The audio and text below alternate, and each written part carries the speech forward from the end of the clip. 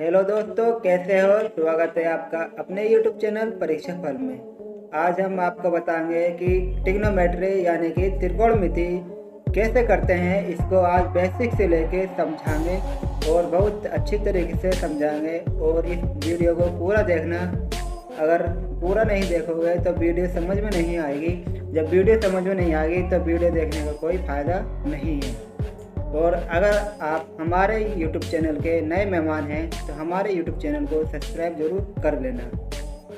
तो शुरू करते हैं आज की वीडियो।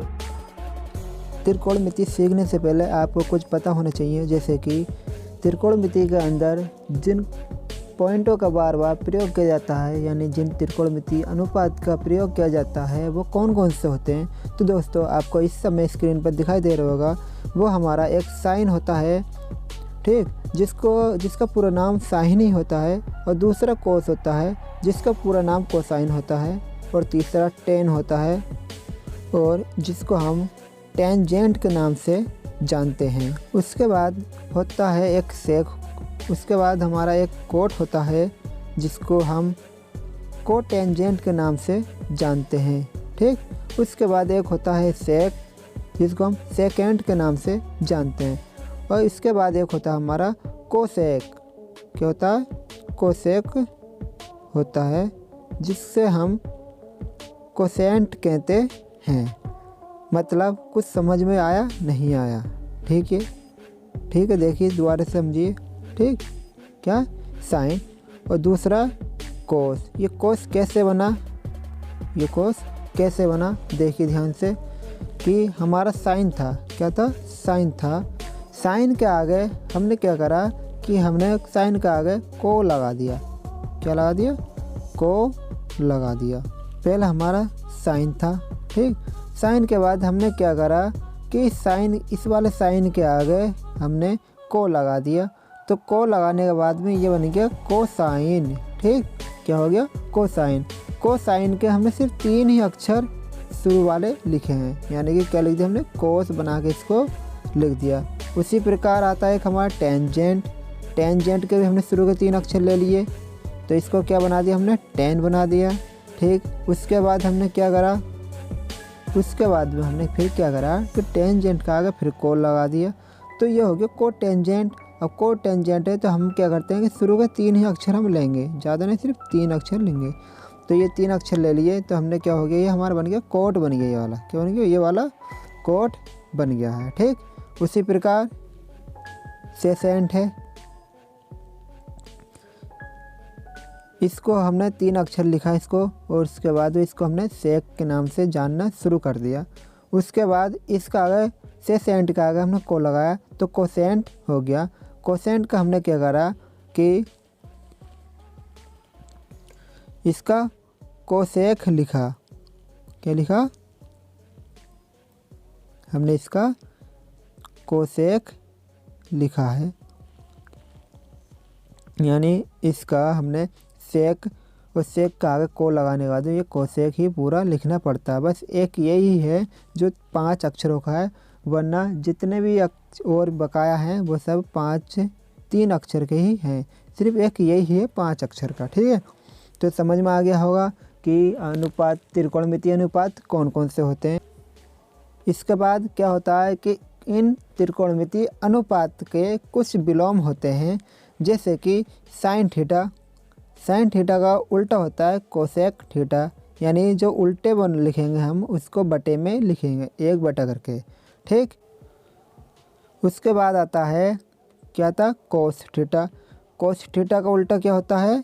1 बटे सेक थीटा, यानी कि 1 बटे में सेक थीटा। उसका टेन थीटा। टेन थीटा का उल्टा क्या होता है? Cot theta. उसके बाद होता है कोट थीटा, और कोट थीटा का उल्टा होता है टेन थीटा, ठीक। उसके बाद आता है सेक थीटा, और सेक थीटा का उल्टा होता है 1 बटे कोस थीटा। उसके बाद आता है कोसेक थीटा, और कोसेक थीटा का उल्टा होता है साइन, 1 बटे साइन थीटा। अब ये समझ में आया होगा। अगर नहीं आया तो फिर दोबारा से देखिए, इसमें ध्यान से देखिए। साइन का उल्टा क्या हुआ था? कोसेक हुआ था, और कोसेक का उल्टा क्या हुआ? साइन हुआ है, ठीक, यानी साइन और कोसेक एक दूसरे के उल्टे हो गए। फिर दूसरी लाइन में देखिए, इधर कोस है, कोस का उल्टा क्या हुआ, सेक हुआ, और इधर सेक का उल्टा क्या हुआ, कोस हुआ। मतलब कोस और सेक आपस में भी एक दूसरे के उल्टे होते हैं। और इधर देखिए टेन का उल्टा कोट हुआ, और इधर कोट का उल्टा टेन हुआ। मतलब टेन का उल्टा कोट और कोट का उल्टा टेन, यानी ये दोनों भी आपस में एक दूसरे के उल्टे होते हैं। तो हम कह सकते हैं साइन और कोसेक एक दूसरे के उल्टे होते हैं, और कोस और सेक एक दूसरे के उल्टे होते हैं, टेन और कोट एक दूसरे के उल्टे होते हैं। इस प्रकार हम बड़े आसानी से इनको याद कर सकते हैं। ठीक, उसके बाद कुछ और समझना ज़रूरी है। इसके बाद एक प्रमेय आती है जिसको हम कहते हैं पाइथागोरस प्रमेय। इसके अंदर एक त्रिभुज दिया होता है, और त्रिभुज के 3 शीर्ष होते हैं। जो नीचे वाला शीर्ष होता है, जो लेटा हुआ यानी जो धरती के जैसी नीचे को होता है, उसको हम बोलते हैं आधार। और जो सीधा होता है, ऊपर को होता है, मुंह सीधा ज़मीन से ऊपर को होता है, उसको कहते हैं लंब। ठीक, और जो झुका हुआ होता है उसको कहते हैं कर्ण। यानी कि ये 3 हमारे शीर्ष होते हैं त्रिकोण के। इन तीनों से ही आगे को पाइथागोरस प्रमेय को हम करेंगे। ठीक, यानी कि जो लंब होता है उसको हम एल से दिखाते हैं, और जो आधार होता है उसको हम ए से दिखाते हैं, और जो कर्ण होता है उसको हम के से दिखाते हैं। ठीक, तो इसका एक फॉर्मूला होता है कर्ण स्क्वायर बराबर लंब स्क्वायर प्लस आधार स्क्वायर। इस फॉर्मूले को याद करना बहुत ज़रूरी है, इसी के ऊपर ही सारे फॉर्मूले बनेंगे। देखिए, इससे आगे को आता है पाइथागोरस प्रमेय में प्रयोग होने वाले ज़्यादातर बेसिक सूत्र। लिखा होगा, साफ साफ लिखा है, त्रिकोणमिति के मूल सूत्र यानी बेसिक आइडेंटिटीज ऑफ ट्रिग्नोमेट्री इन हिंदी। ठीक, ये लिखा साफ साफ। तो देखिए, साइन होता है लंब बटे कर्ण, यानी एल बटे के। ठीक, और कोस होता है ए बटे के। उसके बाद आता टेन, और टेन होता है एल बटे ए, यानी एल से लंब और ए से आधार। उसके बाद आता कोसेक थीटा, कोसेक थीटा के बटे एल। ठीक, उसके बाद आता है सेक थीटा, सेक थीटा होता है कर्ण बटे आधार। ठीक, उसी प्रकार कोट थीटा आता है, कोट थीटा भी होता है आधार बटे लंब। ठीक है, यानी ए बटे एल। इन्हें को भी हमें याद रखना बहुत ज़रूरी है। इसके बाद इन त्रिकोणमिति अनुपात के कुछ वैल्यू चार्ट बना हुआ है, और इसके अंदर कुछ वैल्यू दे रखी है, यानी कि मान दे रखे हैं। तो देखिए, साइन है, दूसरे नंबर पर कोस है, तीसरे पे टेन है, चौथे पे कोसेक है, उसके बाद में सेक है, उसके बाद कोट है। तो देखिए इसको ध्यान से, देखिए साइन 0, साइन 0, साइन 0 का मान कितना होता है 0। ठीक, उसके बाद आता है साइन 30, साइन 30 का मान 1/2, और साइन 45, साइन 45 का मान √2/2। इसको हम लिख सकते हैं 1/√2 के नाम से भी हम जानते हैं। ये ऐसे भी लिख सकते हैं, या फिर हम ऐसे भी लिख सकते हैं जैसे कि लिखा हुआ है, दोनों ही ठीक हैं। और फिर साइन 60 आता, साइन 60 का मान √3/2, और फिर साइन 90, साइन 90 का मान 1। ठीक, फिर उसी प्रकार कोस का मान है, कोस 0 का मान 1, कोस 30 का मान √3/2, कोस 45 का मान ये भी देखिए √2/2 है, इसको भी हम 1/√2 के नाम से भी याद रख सकते हैं। ठीक, इसके बाद कोस 60 का मान कितना होता है 1/2। उसके बाद कोस 90 का मान होता है 0। ठीक, उसी प्रकार tan में देख लेते हैं। tan 0 का मान 0, tan 30 का मान 1/√3 और tan 45 का मान 1 और tan 60 का मान √3 और tan 90 का मान इनडिफाइंड, मतलब कि अपरिभाषित, हम इसको ज्ञात नहीं कर सकते। फिर उसी प्रकार कोसेक का आता है।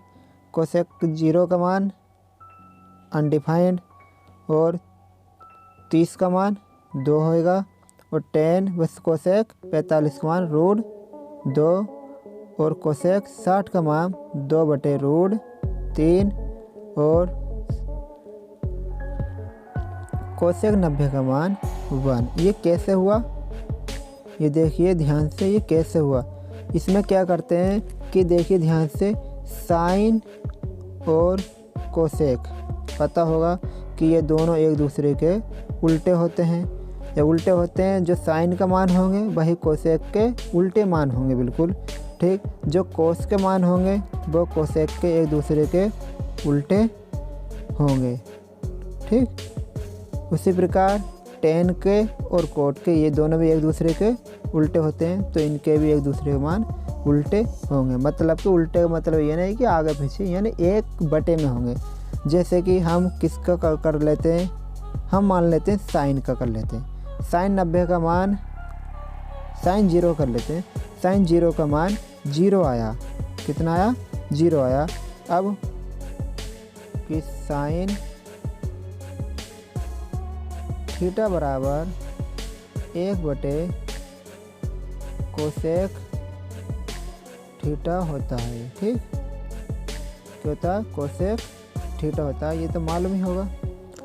तो साइन 0 है, क्या हुआ साइन 0, तो साइन 0 बराबर 1/कोसेक 0, क्या होगा कोसेक 0, सही है। और साइन 0 बराबर 1/कोसेक 0। साइन 0 का मान कितना है 0, तो क्या होगा 1/कोसेक 0। ठीक, कितना कोसेक 0, तो ये क्या हो जाएगा कोसेक 0 बराबर 1/0।